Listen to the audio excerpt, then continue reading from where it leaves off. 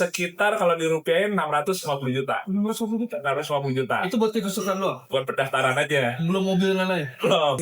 Wah, nangis lagi. Banyak momen emosional berarti ya? Banyak momen emosional. Sebelum saya nih baru ada 2 orang nih. Nah, ada Pak Tinto, Suprapto, satu lagi Pak Kasih Hanggoro. Uang sih ada. Uang ada. Kejar ya mimpinya ya gitu. Itu saya nangis. Itu nangis sebelum berangkat. Kopling saya itu sempat slip. Oh. Jadi akhirnya susah untuk ngoper giginya. Jadi ngoper giginya pakai tangan kanan. Biasanya kan tangan kiri, ya kan? Ini pakai tangan kanan. Berubah habit tuh ya? Iya, ternyata ada satu orang yang berasal dari Indonesia, walaupun perawakannya seperti warga lokal.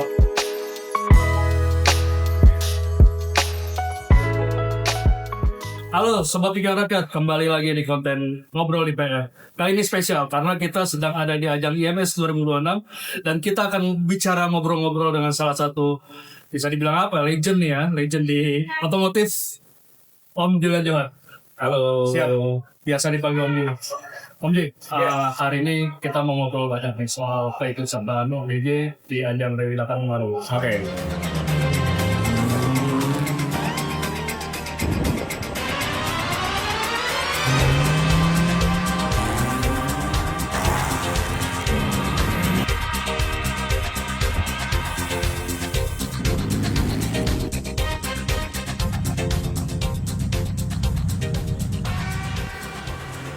Banyak hal yang pengen kita tahu sebenarnya, mulai dari persiapan, keikutsertaan, rencana dulu nih.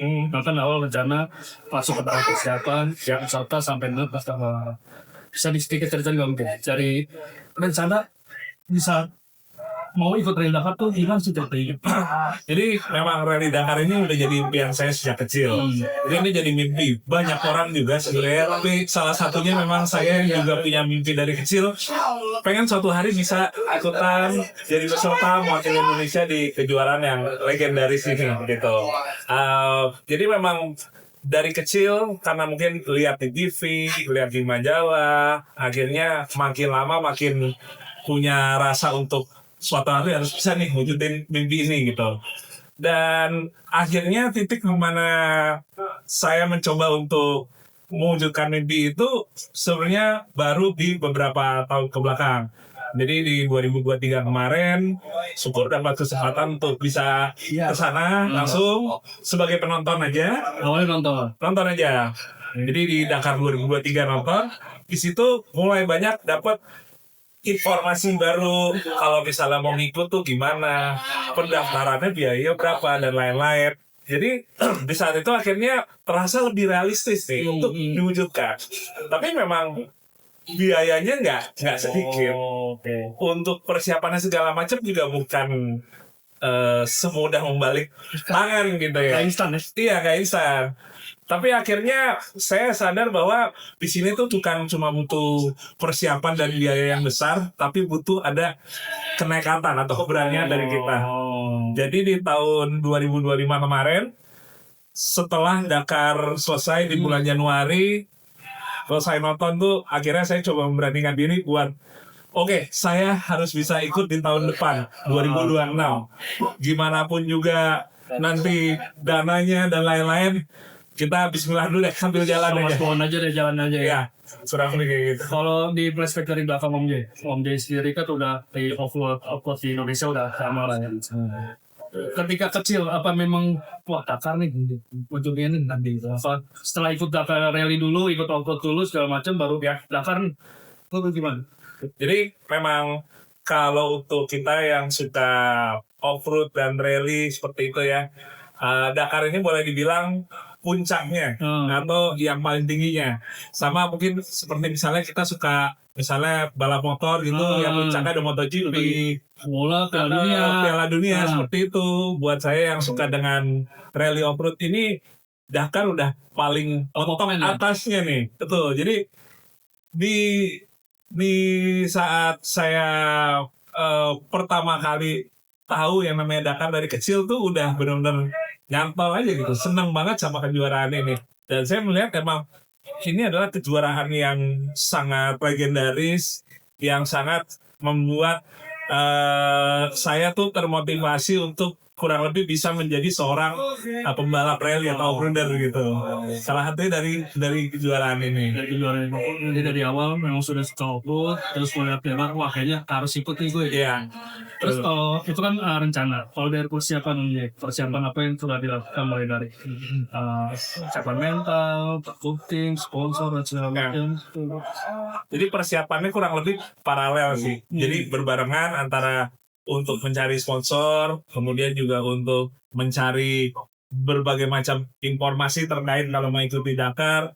Itu saya lakuin di sepanjang tahun 2025. Jadi dari awal tahun 2025 pas Dakar baru aja selesai bulan Januari, langsung tuh selama 11 bulan ke depannya Kalender tuh semua itu. iya langsung tuh semua cari sponsor, kemudian juga nanti mobilnya gimana nih, karena Dakar nih dengan balapnya yang panjang 14 hari 2 minggu kita balap, yang terkait logistik, terkait juga dengan transportasi dan lain-lainnya tuh benar-benar besar dan kompleks. Jadi yang harus dipikirkan, yang harus dimatangkan nih banyak nih aspeknya. Jadi ya udah, karena waktu 1 tahun kurang itu pendek itu kan ya, harus banyak yang serentak di jalan. Tadi kan bilang persiapan dari Januari 2022 setelah nonton langsung. Ya. Saya lihat ada batu keras kan nih, wah kira-kira bakal sulit di sini nih Oke. untuk persiapan. Jadi yang saya lihat ternyata persiapannya itu tidak mudah, dan terkait juga dengan kendaraan dan juga nanti tim kru yang akan kita ikut berangkatkan ke Rally Dakar.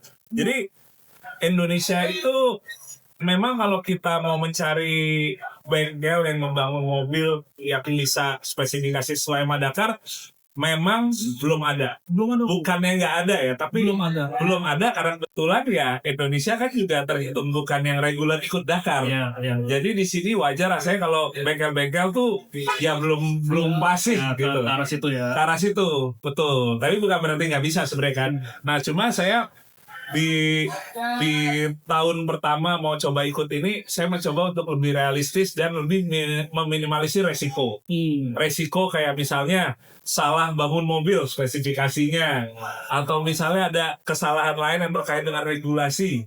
Jadi akhirnya saya memutuskan untuk sewa kendaraannya, sewa mobilnya dari Eropa. Saya sewa dari sebuah bengkel di Prancis, yang mana bengkelnya itu sudah biasa untuk tiap tahun ikutan Rally Dakar.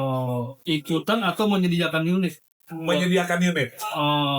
Jadi yang saya baru tahu itu satu fakta yang menarik adalah ternyata di Dakar itu banyak pesertanya yang menggunakan mobil rental. Oh gitu. Iya, nggak cuma mobil aja kan, dia ada kelas motor juga, Yes. bahkan Truk yang ya? truk juga ada. Itu rentalannya banyak. Oh rental itu. Rentalnya banyak. Jadi mereka which is nggak bawa sendiri dari negaranya gitu? Enggak. Jadi kurang lebih biasanya mereka rentalnya paket. Misalnya kita mau sewa motor, ikut kelasnya motor. Jadi selain motornya, tim mekaniknya juga udah termasuk. Terus kendaraan untuk truk supportnya, untuk logistiknya udah termasuk. Paket lengkap. Jadi kurang lebih kita tinggal bawa badan, helm, paket balap, udah. Duit. Oh itu yang paling penting. Pasti dong. itu nomor 1. Oh gitu. Selain biasa negara-negara yang menyediakan kayak gitu, kayak selain Prancis ada juga kayaknya banyak. Jadi kalau kita lihat di situsnya Dakar, itu ada satu halaman di mana kalau kita mau sewa tuh mereka bikin ada listingnya ya, daftar bengkel yang boleh dibilang menjadi rekanan mereka. Jadi kita awalnya pilih dulu tuh mau sewanya apa, motor atau mobil apa truk.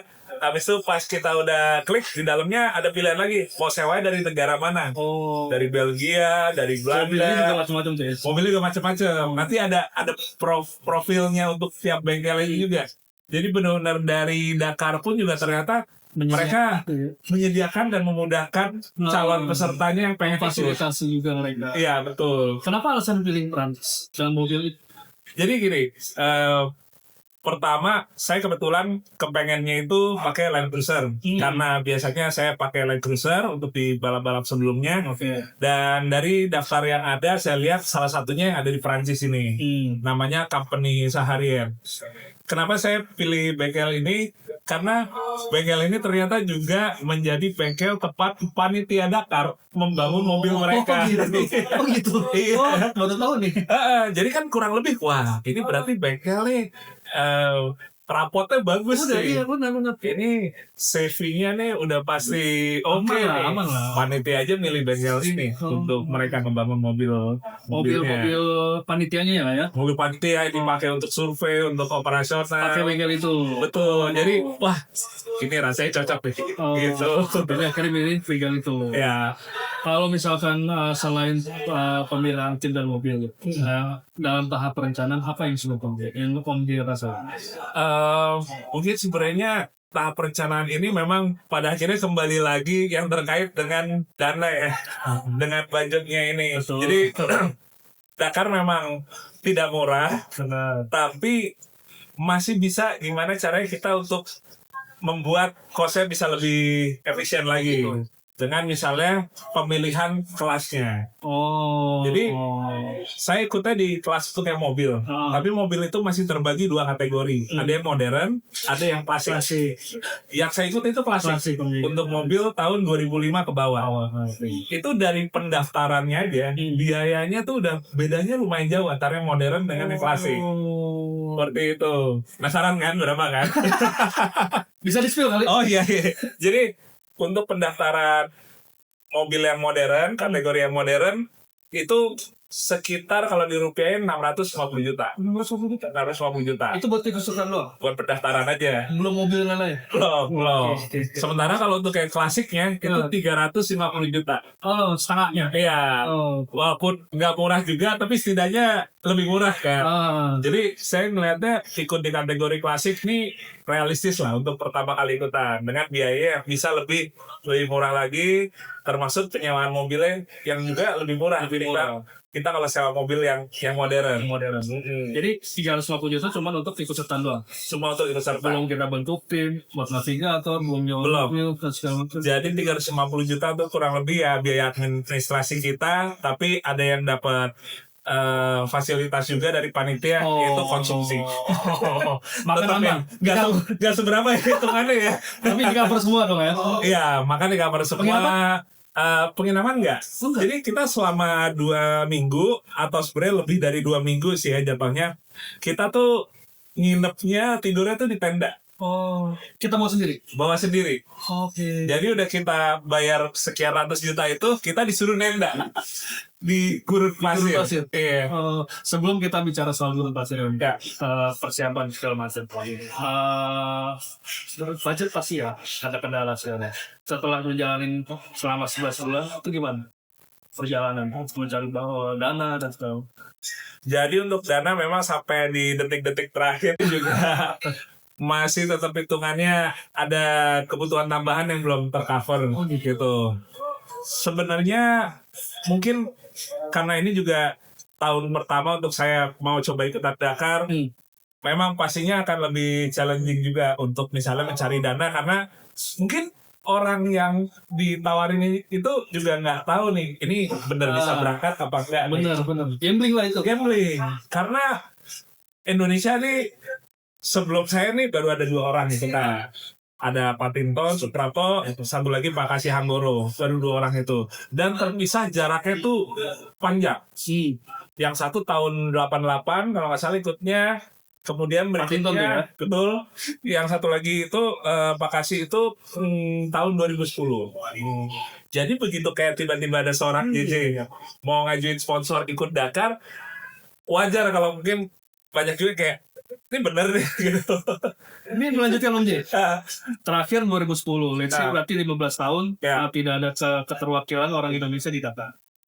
Ya kan, berarti sebenarnya pilihan masih banyak pembalap-pembalap kita yang mau ikut Dakar. Apa sih berarti kendala dana kali ya waktu itu? Jadi ini yang juga baru saya sadari nih, kenapa hal itu akhirnya membuat Indonesia belum ada lagi lah di Dakar sebelumnya. Jadi kalau saya lihat ternyata bukan dari faktor biayanya. Bukan biaya? Bukan. Karena kalau kita berbicara olahraga rally ataupun di Indonesia, itu banyak yang berasal background perekonomiannya yang cukup tinggi. Benar, Tinggi sekali. benar. Itu kalau di Indonesia seperti itu segmentasi dari balap rally atau off-road ini. Tapi ternyata yang membuat mereka kenapa nggak ada yang coba ikutan benar. bukan masalah uangnya, tapi karena memang dengan boleh dibilang ini adalah balap paling ekstrim di dunia dengan jarak 8.000 km, balapnya 14 hari nonstop. Biasanya kita balap cuma 2 hari gitu kan. Itu membuat banyak dari mereka juga yang wah kayaknya saya tingkat kenekatannya belum segitunya nih. Iya, karena akhirnya saya mencoba untuk nanya ke banyak orang yang sebenarnya secara finansialnya ada. Bisa. Pak, kenapa sih nggak coba ikutan nih? Om, kenapa sih nggak coba ini? Rata-rata jawabannya seperti itu. Jadi uang sih ada. Uang ada. Ya, mungkin Seperti itu. kita tahu lah rally terus off-road itu kan lebih mahal. Ya, Mereka rata-rata yang ya cuma buat seneng-seneng aja tuh. betul. Nah, terus masuk ke dalam tahap pendaftaran. Ketika akhirnya kalau gue daftar, apa yang dia rasakan? Rasanya nggak percaya sih. Daftar kayak di Dakar gitu. Rasanya tetap kayak mimpi aja. Ini apa mimpi? Apa aja lagi tidur ya? Akhirnya Gitu. finally gitu. Iya betul. Tapi ya pada akhirnya itu jadi satu checkpoint ya, satu checkpoint di mana oke, ini minimal udah sampai daftar deh. Tinggal kita cari dana sisanya untuk bisa berangkat. Itu seru tuh. Dan akhirnya ya sampai detik-detik terakhir ada aja gitu kayak oh ternyata masih ada tambahan biaya untuk apa misalnya. Untuk ini, untuk itu gitu. Ada aja. Ini misalkan Om dia udah nge-plan nih. Ya. Perlu dana ini nih. Kita kan daftar. Belum sampai nih. Ya. Ternyata bengkak lagi dari plan nih. Ada aja sisa kayak gitu. Apalagi bayarnya itu kan pakai euro. Dan di tahun ini inflasinya cukup luar biasa gitu. Besar, jadi ada juga meleset dari kalkulasi awal ya. Dananya segini kayak cukup. Akhirnya jadi membengkak. Seperti itu sih. Ketika pertimbangan mau ngikut rally datang, ngomong sama keluarga, diskusi sama keluarga, diskusi sama keluarga, gimana nih? Sebenarnya kalau untuk ke istri atau ke ibu saya ya, itu mereka support pastinya, alhamdulillah. Tapi lebih banyak khawatirnya terkait dengan misalnya kesehatan, kondisi fisik, lebih yang seperti arahnya ke itu. situ. Arahnya lebih seperti itu. Jadi sambil juga diingatkan, nanti jangan lupa ya makannya harus yang cukup lah gitu. Ingetin soal itu terus Jaga kesehatan ya, jangan sampai kurang tidur lebih kayak gitu. Sementara kalau ayah saya sama setuju juga support, tapi yang dibahas sudah lebih teknis. Jadi seperti misalnya, oh iya nanti di sana pakai mobilnya, pakai mesinnya berapa cc misalnya kayak gitu. Udah teknis seperti itu, iya. Jadi kayaknya udah nggak terlalu mikirin kayak jangan lupa makan, jangan lupa istirahat. Mungkin kalau untuk seorang ayah gitu kan, apalagi karena beliau juga balap kan, jadi udah langsung ngobrolnya teknis aja. Ngobrol teknis, bener. Nanya regulasi kalau di Dakar tuh ininya berarti gimana terkait perhitungan waktu atau apa gitu. Itu kan Dakar kan bisa dibilang rally paling keras loh. Ada kekhawatiran dari orang tua nggak? Udah nih bosan deh nih. Istri sih lebih ke khawatir pasti, tapi bukan berarti kayak mencoba untuk menghalangi gitu ya langkah atau rencana saya ini. Jadi menurut saya sih masih khawatir normal seorang istri pada suami sih lebih seperti. Tapi kayaknya kalau gue lihat kayaknya emang keras sih, lu pengen banget nih ikutin ini. Jadi udahlah, jalan aja. Makanya di hari terakhir sebelum saya berangkat istri bilang kejar ya mimpinya ya gitu. Itu saya nangis itu. Itu nangis sebelum berangkat. Gara-gara bisa ngomong begitu. Iya, jadi terlihat sekali dia support, ikhlas gitu ya. Tapi tetap ada rasa khawatir yang menurut saya normal. Pasti. Karena kalau dia nggak khawatir, saya malah sedih. Aduh, masa istri saya cuek banget sih? Kalau cuek sih. Saya kalau sama gue gitu. Terus pas pelepasan di bandara gimana tuh? Nangis lagi sama. Pasti sih. Tapi saya melihatnya justru itu jadi motivasi saya untuk mencoba untuk melakukan yang terbaik. Mungkin bukan terkait prestasi dulu, tapi terkait dengan menjaga diri saya gitu di sana. Oke. istilahnya ya kesehatan saya adalah hak keluarga saya. Jadi oke, saya pasti ingat kata istri, minum vitamin, teratur, istirahatnya minimal dapat berapa jam. Ingat kata istri ya. Ingat kata istri, benar, itu penting sekali. Nah, terus ketika Om J persiapan sudah matang, planning sudah sesuai rencana, terus alasan milih co-driver itu gimana? Oke. Jadi saya pilih co-driver di Dakar ini memang pertimbangan pertama adalah saya butuh seseorang yang sudah ada pengalaman di rally Dakar, sehingga saya yang pengalamannya dari nol ada orang yang bisa bantu untuk nge-mentorin juga. Gitu. Jadi saya pilih dari Perancis, namanya Matthew.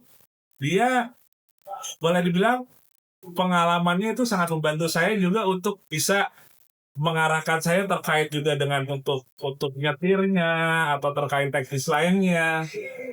Kalau misalnya saya ajak seseorang dari Indonesia misalnya ya gitu, siapapun juga ya, dan kita berdua sama-sama belum ada pengalaman di Dakar, resikonya terlalu besar. Nyasar di gurun, atau mungkin nanti kita dapat penalti waktu karena ada aturan-aturan yang kita belum benar-benar Nggak sama-sama nggak tahu medan lah ya. Sama-sama nggak tahu medan, regulasi dan lainnya. Jadi oke, saya ngajak seseorang yang udah punya pengalaman itu Dakar, tapi tetap yang terpenting bisa klop nih kita berdua. Terus si Matthew ini memang punya basic sebelumnya setelah ngikutin Dakarnya. Betul. Jadi Matthew itu udah berapa kali ikut Dakar dan dia ilmu untuk permekanikannya juga cukup fasih, dan itu jadi poin plus sih. Karena kita kalau udah di tengah lapangan ya, udah di track gitu, kalau ada kendala yang pertama kali harus bisa untuk melakukan reparasi ya hanya saya dan co-driver. Dengan co-driver.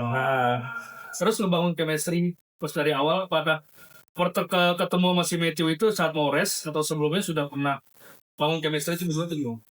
Jadi bangun chemistry sama Matthew itu mulainya pas kita latihan. Jadi September 2025 kita sempat latihan di Afrika. Itu pertama kali ketemu langsung, ngobrol segala macam, dan selama beberapa hari latihan itu saatnya kita untuk bisa menyatukan ini nih, kurang lebih yang seprinsip lah ya, hati kita betul supaya bisa connect antara kita berdua.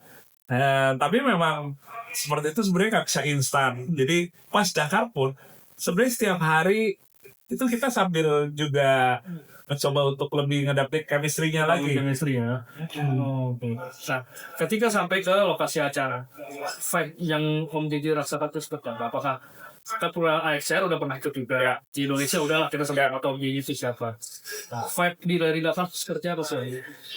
Fight-nya saya rasain sih sampai kadang-kadang suka susah untuk menjelaskannya ya. Tapi memang begitu kita ada di satu tempat yang kita impikan dari kecil tuh, rasanya kayak kita terkadang kayak bingung nih, wah pengen kemana dulu, pengen lihat apa dulu, pengen ngelakuin apa dulu. Jadi di hari pertama itu saya kayak kembali jadi anak kecil lagi.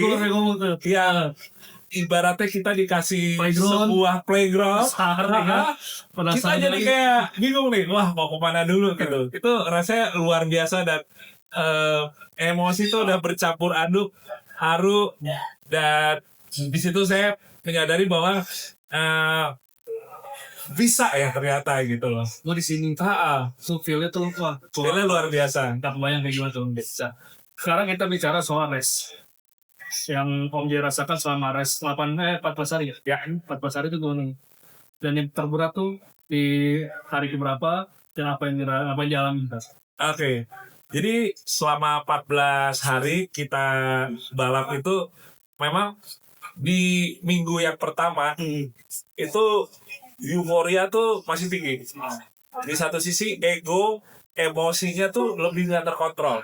Karena wah akhirnya ikut Dakar nih gitu kan. Asli. Jadi di hari awal tuh juga cara bawa mobilnya tuh masih banyak yang boleh dibilang tuh belum terlalu rapi. Karena euforia masih ngodak-ngodak. Euforia penyusahan juga ya. Sambil penyesuaian juga. Setelah udah lewat 2 hari, hari ketiga gitu, itu udah mulai lebih melihat atau lebih ingat. Kalau misalnya ini balap 2 minggu nih, kita nggak bisa balapnya terlalu yang gaspol, yang terlalu nge-push, karena kita masih ada beberapa hari ke depan. Jadi nggak mikirin nggak cuma hari ini nih, Nggak cuma hari ini, tapi masih berapa hari lagi? masih berapa hari lagi, masih hampir 2 minggu lagi gitu kan. Masih lama itu. Iya. Nah, kemudian pas sudah masuk minggu kedua, itu mulai ada perasaan kayak, aduh, ini kok nggak selesai-selesai ya? Oh gitu. Iya. Itu rasa Ada di jenuh, titik itu. rasa jenuh tuh mulai nongol. Oh gitu. Ya, aduh, capek banget ya gitu. Tapi pengennya nggak ngeluh karena yang udah support banyak di Indonesia. Nggak mau ngecewain. Nggak mau kecewain. Tapi balik juga, saya manusia gitu. Benar. Pasti ada rasa kayak Ada di titik itu pernah. ada titik itu. Tapi ya udah, sambil juga kita coba buat buang jauh-jauh rasa khawatir itu, kita selesai deh setiap harinya. Yang terpenting adalah targetnya itu setiap hari bisa berjalan mulus sampai ke finish. Nah, Race terberat di mana Om J? Dan apa yang dialami? untuk race yang terberat itu sebenarnya di minggu pertama justru. Jadi di etape atau di stage keempat dan kelima itu digabung jadi satu, namanya marathon stage. 4 ke 5. 4 dan 5. Iya. Oh, Jadi itu jaraknya 1000 km dan kita harus menyelesaikannya dalam 2 hari itu. Di situ saya mengalami kendala dengan mobil saya. Jadi kopling saya itu sempat slip. Oh. Jadi akhirnya susah untuk ngoper giginya. Seperti itu. Dia bikin saya drop saat itu. Kendala itu terjadi di awal-awal dari marathon stage itu. 4 ke 5 tadi. Iya, 4 ke 5. Apa yang dialami? Jadi kan mobilnya setir kiri nih. Yes. Dan manual. Oh. Jadi ngoper giginya pakai tangan kanan. Biasanya kan tangan kiri, Iya, ya kan? Ini pakai tangan kanan. Berubah habit tuh ya. Iya, itu benar-benar kagok dan sering kayak salah juga. Oke. Jadi kita start dari gigi 1, masuk gigi 2. Pas mau masuk gigi 3, saya salah masuk ke kanan. gigi 5, lebih ke kanan lagi.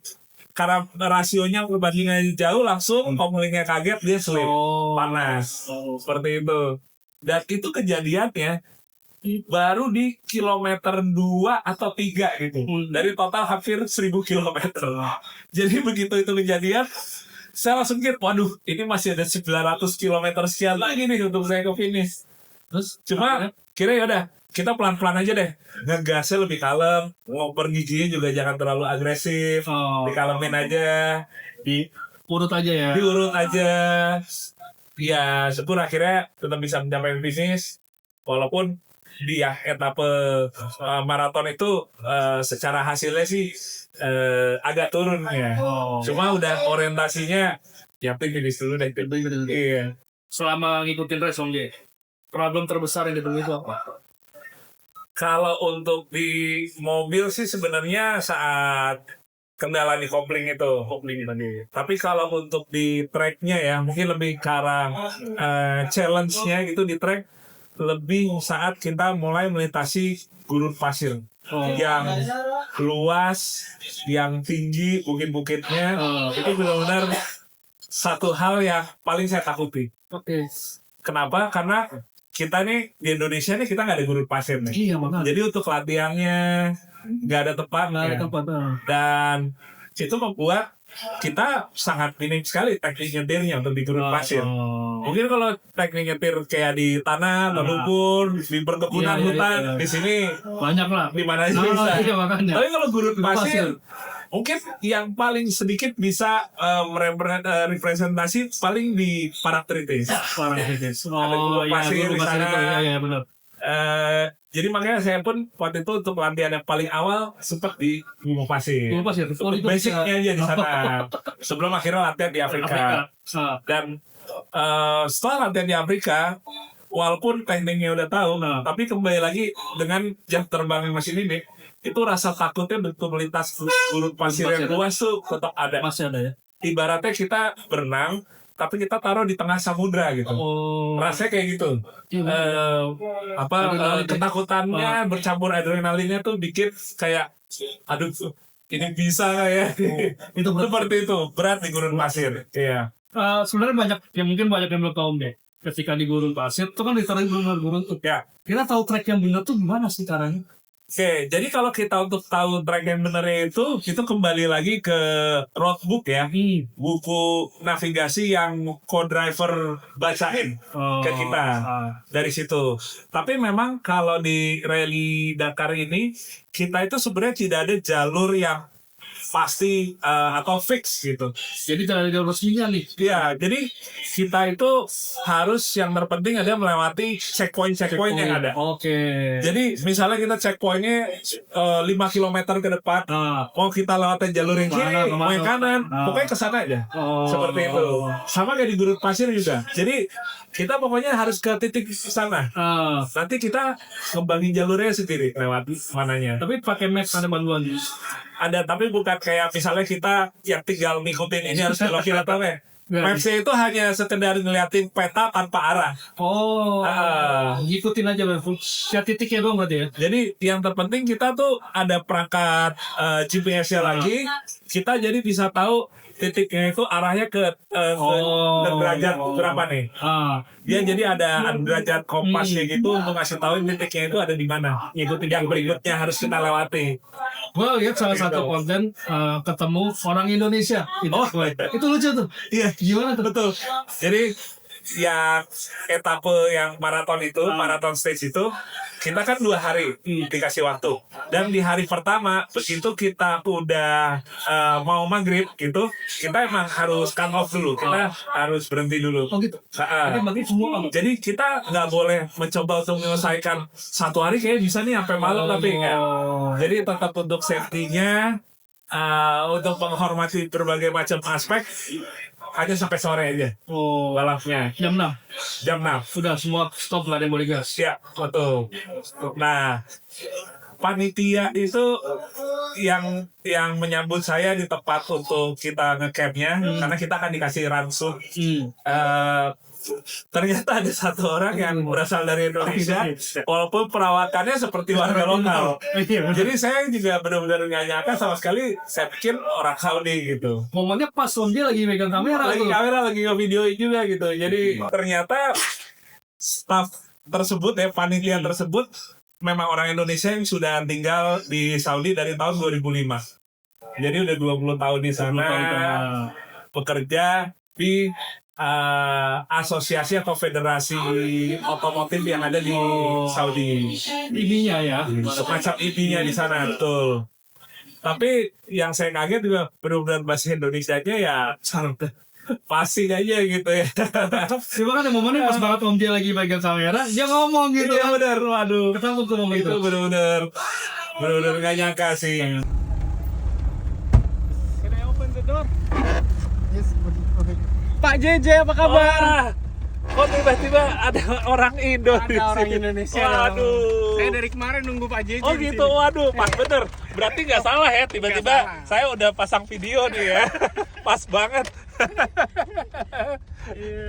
Namanya siapa? Nama saya Abdul Latif. Waduh, salam kenal. Kenal Pak JJ. Salam Enjoy kenal Bapak Abdul Latif. Siap, makasih ya. Dan habis itu ya udah kita sempat lanjut ngobrol lagi pas saya lagi ngegelar tenda. Dia sambil cerita, makanya tuh katanya dia udah standby di tempat itu titik untuk nge-camp tersebut dari hari sebelumnya. Buat jemput Om J. Iya benar. Jadi cerita yang uniknya adalah ternyata dia tadi ditempatkan itu di base camp yang untuk peserta motor. Akhirnya dia minta request untuk dipindah, dia jaganya di yang mobil. Pas banget itu. Iya benar. Oke Om J. Sebelumnya kita ngobrol mungkin targetnya mungkin gak tinggi-tinggi di sana. Tapi ternyata dapat pencapaian yang luar biasa. Alhamdulillah. 3 gelar di sana. Itu gimana Om J? Wah rasanya sama situ juga masih gak bisa percaya juga gitu. Karena awalnya kita nge-set target itu mencapai finish. Iya. Dan itu sebenarnya realistis sih, nggak muluk-muluk. Soalnya di Dakar itu untuk bisa finish aja udah sebuah prestasi, berat. Pencapaian besar.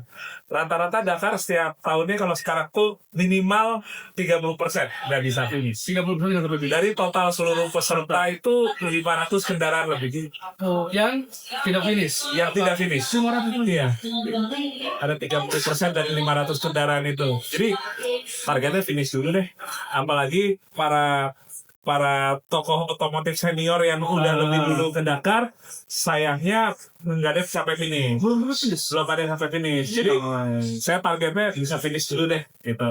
Tapi mungkin ya karena mindsetnya itu mencoba setiap hari pokoknya perlahan aja. Yang penting aman, mobil bisa sampai ke finish, nggak nge-push. Jadi secukupnya aja gitu. Ritmenya juga ternyata tanpa disadari itu justru membuat peringkatnya semakin hari tuh semakin perlahan naik gitu. Balap itu kan kadang adrenalinnya kan tinggi ya. Ya, Oh, saya mobil jadi cepet. Ternyata begitu ya kalau di Dakar itu. betul. Kontrol diri. Kontrol diri. Karena memang yang saya lihat itu mungkin sebenarnya nggak di Dakar ya, di banyak balap lain juga musuh utamanya tuh Diri sendiri. dari diri sendiri, dari ego kita, dari gimana kita kontrol emosinya. Itu nggak gampang, tapi ya Mas Bre itu yang paling penting dulu sih. Terus ketika sampai finish dapat 5 gelar. Kembali bendera Indonesia sama. Walaupun Om Jay datang ke Dakar itu tidak bawa negara. Ya, Gimana enggak? nangis lagi. Nangis. Jadi memang pada akhirnya adalah ya saya mencoba untuk mencoba tidak mengecewakan masyarakat Indonesia yang udah support, di mana menjelang hari terakhir mereka banyak yang berdoa agar saya bisa mendapatkan peringkat gitu atau juara. Dari yang mungkin minggu pertama doanya finish gitu kan, bisa lancar. Mulai masuk minggu kedua banyak yang support dan doanya ternyata dinaikin nih targetnya. Ekspektasi tinggi nih. Ekspektasi tinggi gitu. Tapi saya mencoba untuk dalam tanda kutip tidak kemakan gitu ya dengan itu supaya saya tetap bisa konsentrasi penuh aja gitu. Jadi saya tetap menjalani tiap harinya itu seakan-akan tuh memang saya tetap targetnya hanya finish aja, itu aja. Iya. Jadi ternyata itu sangat membantu sekali sampai ke etapa terakhir pun, di mana yang lain yang tadinya lebih coba untuk call out, akhirnya satu persatu mulai tumbang, ada aja seperti itu. Sementara saya nggak terlalu ngotot, malah akhirnya syukur bisa naik terus sampai masuk ke Pressure pasti ada. Apalagi mungkin zaman-zaman senior kita dulu media sosial mereka mungkin belum. Ya. Di zamannya mereka. Ya. Di zamannya Om Des sudah menggunakan media sosial, komentar pasti banyak banget. Ya, betul. Ekspektasi tinggi banget. Ini gimana Om? Iya. Memang ada positif ada negatif ya pasti. Positifnya kita jadi setiap hari tersemangati dengan adanya banyak yang support gitu. Tapi ya gimana pun juga pasti namanya mungkin netizen gitu ya, tetap pasti ada yang pesimis, yang tidak yakin, gak percaya bisa mencapai finish dan lain-lain gitu. Itu kan juga tak terhindarkan gitu. Saya mencoba untuk malah lebih akhirnya meminimalisir apa ya, kurang lebih istilahnya berada di depan sosial media itu selama lagi Dakar. Jadi kaitannya hanya lebih ke saya lagi mau posting aja nih video atau waktu, tapi habis itu udah selesai. Untuk sambil buka-buka IG gitu guys. enggak, malah lebih jarang. Malah lebih jarang biar nggak terlalu pikiran tuh pressure. Ada hal yang menarik setelah Om Dia pulang. Itu gelang masih dipakai. Oh iya benar. Kenapa ini Om Dia? Ini gelang untuk seluruh peserta. Ya, sebenarnya untuk yang lain misalnya kru atau media Beda lagi. ada lagi, cuma beda warnanya aja sih. Iya. Mobil kuning, motor ada beda lagi, kan beda kru. Kalau kuning ini peserta. Peserta, pokoknya mobil motor semuanya kuning. Iya benar. Dan ini sebenarnya nggak cuma sebagai penanda aja sih, karena ada ke beberapa tenda yang ada di area pedoknya, kayak misalnya tenda untuk kantinnya, untuk tempat kita makan, kita akan di-scan dulu ini. Jadi bisa tahu ya, bisa tahu, oh yaudah nih peserta nih, berarti dia bisa makan gratis nih. pulang dari Dakar udah berapa ya? 2 mingguan lebih kali ya? Udah 2 minggu lebih. Kenapa Ya. masih dipakai?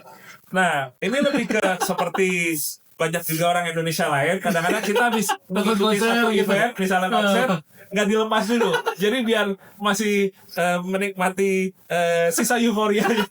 Tapi satu kebanggaan Om nih, nggak semua orang bisa punya ini. Wah, ya super. 350 juta. Oh, benar juga ya. 350 juta. Benar juga ya. Iya. Mahal ini belum Bang. Terakhir Om J, gue nanya ini. Salah satu momen emosional ketika Om J pulang ke Indonesia adalah melihat istri yang sedang hamil. Ya, Om J juga nge-share kembali kondisi istri itu bahkan itu yang dirasakan apa Om? Wah, saya jujur motivasi utama itu tetap pasti istri saya dan anak saya. Jadi setiap hari itu salah satu motivasi untuk bisa finish dan jangan sampai ada resiko-resiko yang Apapun tidak itu. dulu keingatnya mereka. Gitu. Jadi itu menjadi mungkin boleh dibilang alasan saya untuk bisa segera menyelesaikan ini, menuntaskan ini dengan kondisi saya tetap sehat. Ya mobil juga untung, nggak ada kendala berarti. Itu karena saya nggak sabar buat ketemu dengan mereka. Itu. Itu yang paling ditunggu sebenarnya. Itu yang paling ditunggu. Dan saya appreciate sekali dengan istri saya, maksudnya dengan kondisi hamil besar, rela mau meninggalkan suaminya yang berangkat Mengikhlaskan suaminya mengikhlaskan ajang gede yang penuh resiko. penuh resiko ikutnya Dakar loh, bukan sekedar kayak ditinggal kebetulan lagi ikut acara yang lebih minim resiko gitu, bukan yang resikonya besar. Terus ketika ketemu kali ini Wah, nangis lagi. banyak momen emosional berarti ya. Banyak momen emosional. Iya. Oke. Terakhir Om gitu. Potensi rally kita. Rally sekarang. Nah, mungkin nggak tahu kondisi rally sekarang. Off-road sekarang. Om Jin lihat seperti apa. Terus pembibitan rally segala macam sedikit seperti apa. Oke. Dan terakhir pemain harapan dari Om Jin dari rally kita tuh. Oke. Jadi kalau saya lihat rally di Indonesia ya, baik rally ataupun off-road, dalam beberapa tahun ini justru lagi boleh dibilang perkembangannya sangat besar. Lagi tinggi. Eventnya banyak, jumlah peserta juga banyak. Jadi saya melihatnya ini satu tren positif yang sebenarnya sambil juga bisa kita memberikan inspirasi, memberikan satu motivasi baru untuk mereka melangkah lebih tinggi lagi nantinya. Jadi mungkin bukan berarti harus kayak langsung Dakar misalnya. Apapun juga mungkin dari kejuaraan tingkat provinsi, nasional, nanti ke tingkat regional, misalnya Asia Tenggara dan lain-lain. Saya harapannya dengan saya ikut Dakar ini bisa jadi satu contoh dan semangat baru, motivasi baru buat mereka. Dan ini sebenarnya nggak cuma balap aja, kita olahraga lain juga bisa mengambil hal positifnya ya dari sini ya. Kita pasti sama-sama punya mungkin misalnya satu kejuaraan yang jadi cita-cita kita nih. Kalau di saya kebetulan Dakar. Tapi apapun mereka juga punya goals itu, ya menurut saya sih ya dengan ketekunan gitu, dengan keseriusan, dan satu hal lagi yang emang nggak gampang juga, konsistensi itu sangat dibutuhkan sekali. Pasti akan nanti ada jalannya. Regenerasi kita terus ada. Tapi Betul. saat ini kan Om J bisa dibilang orang Indonesia dengan gelar tertinggi di mana. Sometimes ketika ada rally muda capai lebih tinggi nggak ada masalah. Nggak ada masalah. Terus senang gitu. Justru senang. Itu dia mungkin buat informasi tambahan, rencana saya di tahun ini pengen coba untuk lebih ningkatin lagi yang terkait dengan regenerasi, terutama di off-road dan rally ini, supaya nanti mereka semua bisa mulai perlahan melangkah ke satu kejuaraan yang jadi cita-citanya. Itu apanya kalau mau bikin sekolah rally kan? Jadi melalui sebuah kejuaraan nanti di akhir tahun, ya boleh dibilang sebenarnya itu versi Indonesia dari Rally Dakar. Wah keren. Cuma bukan di Gurun ya, kalau di sini ya. Jadi ngambil ilmunya dari sono, coba diterapin di sini. Terus Betul. Oke, jadi nama kejuaraannya itu IRA. Kira. Iya, Indonesia Rally Race Adventure. Sebenarnya itu udah berlangsung di tahun lalu, bulan Desember di daerah Majalengka. Dan itu yang mau coba kita lanjutkan lagi di tahun ini. Sama mungkin di Desember juga. Masih di sekitar Jawa Barat juga nanti. Tapi kita coba tingkatin lagi. Dari antusias peserta dan lain-lain. Karena jenis balapnya sama dengan Dakar. Cuma beda medannya aja. Challenge-nya juga sama. Challenge-nya mungkin berbeda karena secara geografisnya berbeda, tapi gameplay-nya itu sama dengan Dakar. Berarti fokus tahun itu, tahun ini itu ya? Ya, Dokter Rindo ke depan mau ngapain nih? Mau ikut rally Dakar lagi kan? Karena hitungannya baru berapa minggu kan balik dari Dakar, jadi rasanya kalau sekarang masih belum tahu. Masih pengen buat fokus dulu dengan keluarga, berpindah peran dulu jadi suami dulu gitu kan. Yang udah ditinggal berapa hari ya? Iya betul. Jadi sambil nanti kita lihat aja deh kira-kira nih gimana. Boleh sedikit nih. Katanya ada momen muak dalam tanda kutip pegang setir saat ini. Oh iya betul sekali. Jadi karena kita balap 8.000 kilometer, nggak tahu rasanya tuh pas balik ke sini, aduh nggak mau nyetir dulu deh. Oh gitu. Mungkin ada tambahan faktor begitu balik ke sini macet, gitu kan. Sementara kan sana kan luas kan, timbul kosong gitu kan. Jadi ada rasa kayak, aduh kayaknya ya seminggu ini paling taksi online dulu gitu kan. Bener-bener nggak pegang setir? Enggak, sama sekali Sama sekali nggak? Seminggu itu? Seminggu Setelah iya. pulang? Iya. Tapi sekarang Udah nyetir lagi. Iya, punya tugas juga soalnya antar istri lagi. siap Om Jen. Siap. Terima kasih. Oke. Selamat Sama-sama. sukses ke depannya. Oke. Bawa nama Makasih ya. Indonesia. Amin. Amin. Terima kasih juga. Oke, demikian Sobat PR perbincangan kita dengan Om Jure Johan Kun JJ terkait sama ikut serta beliau di Rally Dakar. Sampai jumpa di episode berikut.